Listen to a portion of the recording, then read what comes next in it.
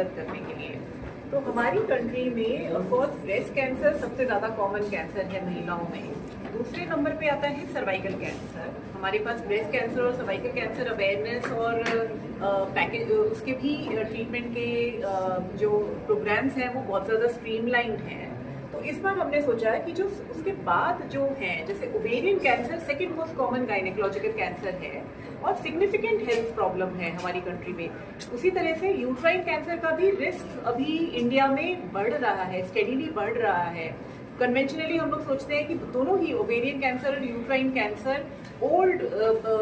महिलाओं के प्रॉब्लम्स हैं, बियॉन्ड 50 ईयर्स 55 ईयर्स मेनोपॉज बंद हो गया जब उनके हैं। तो of course most common age group uterine cancer ovarian cancer का वही है, बट हम हाल में देख रहे हैं कि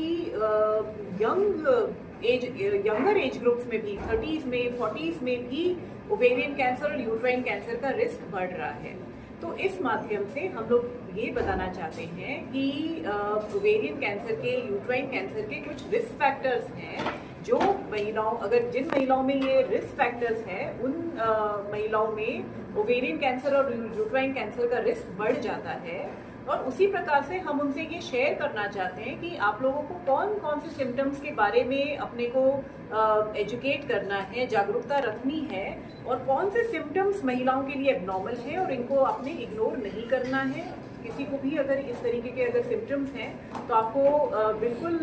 हॉस्पिटल में आके अपनी जांच करवानी चाहिए और किसी भी तरह की कोई भी प्रॉब्लम रूल आउट कर देनी चाहिए। हो रहा था ज़्यादा, मतलब हफ्ते में एक बार होता था या 15-20 दिन में एक बार होता था, और फिर उसके बाद बिल्कुल ठीक हो गया तो हमने इसको ज़्यादा ध्यान नहीं दिया। तो हमको ये बताना है कि एक बार मेनोपॉज अगर आ गया तो उसके बाद even single episode of spotting या ब्लीडिंग एबनॉर्मल है, इसकी कोई नॉर्मल कारण है ही नहीं। तो इसके लिए आपको बिल्कुल डॉक्टर के पास जाके एक बेसिक टेस्ट कराने हैं, एक गायनेकोलॉजिकल एग्जामिनेशन कराना है और एक अल्ट्रासाउंड कराना है और किसी भी तरीके की प्रॉब्लम को रूल आउट कर लेना चाहिए। बाकी जो सिम्टम्स है ओवेरियन कैंसर के जो सिम्टम्स हैं वो जनरली पेट में ब्लोटिंग रहना, माइल्ड पेन रहना या हेवीनेस लगना लोअर एब्डोमेन में,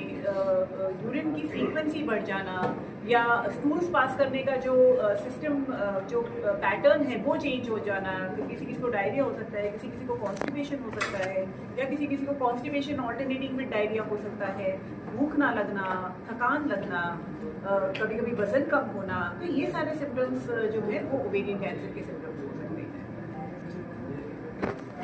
दें कि वो they should come forward and they should screen themselves, and if at all यदि कुछ हो भी रहा है तो हम उनको अर्ली स्टेजेस में यदि डिटेक्ट कर लेते हैं तो उनके ठीक होने की संभावना, और ना केवल ठीक होने की संभावना बल्कि उनके go back to normal lifes. क्योंकि हमारा उद्देश्य अभी केवल ये नहीं है कि हम पेशेंट्स को क्योर कर रहे हैं, largely because of advancement in medical fields in oncology हम लोग काफ़ी पेशेंट्स को क्योर कर रहे हैं, मगर हम ये भी चाहते हैं कि उनको अर्ली डिटेक्शन होने के कारण हम उनको उनके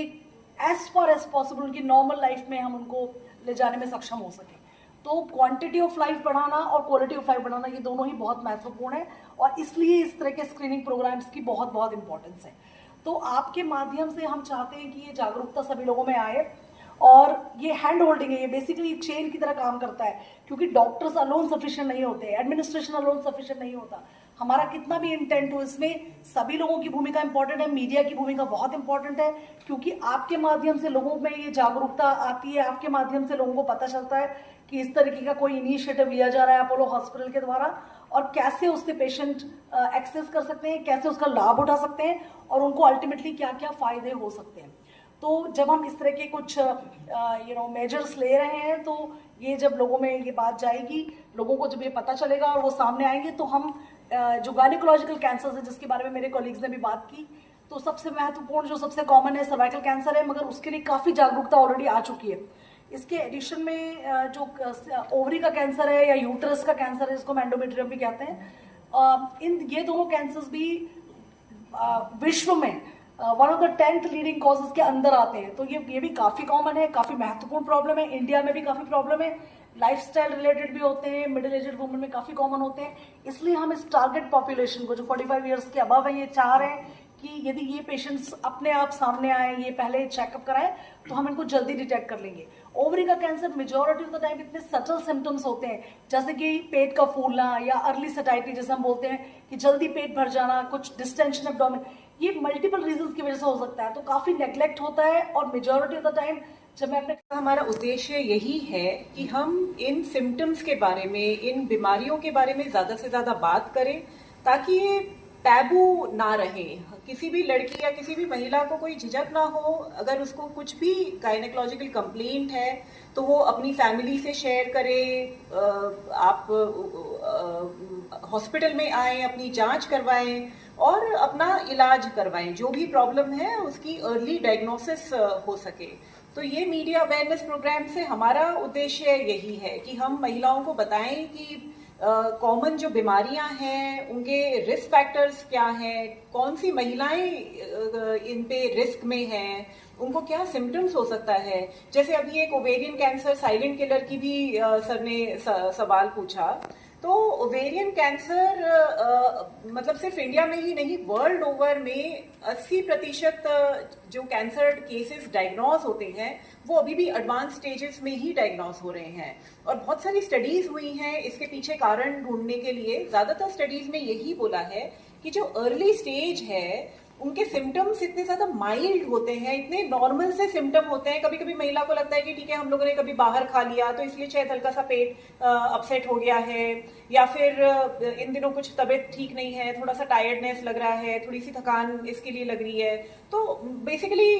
ये हम बहुत सारी दूसरी वजहों से हम लोग कोरिलेट कर लेते हैं कि शायद इसकी वजह से है, उसकी वजह से है। तो एक तो उसका कारण ये भी है कि ओवरऑल अवेयरनेस ही नहीं है कि ये सारे सिम्टम्स, ये जो माइनर से फील होने वाले सिम्टम्स एक बड़ी बीमारी का कारण भी हो सकते हैं। और ये आम पॉपुलेशन में ही नहीं, बहुत सारे हमारे जो डॉक्टर्स होते हैं, जो जनरल प्रैक्टिशनर्स होते हैं, कई बार हम लोग पेशेंट्स जब हमको आके बताते हैं कि हम 2 हफ्ते पहले भी या 1 महीना पहले भी हम लोग डॉक्टर के पास गए थे, पर उनको यही लगा कि कोई नॉर्मल सा सिम्टम है, सादा सिम्टम है, उन्होंने सिर्फ हमको दवाइयां देके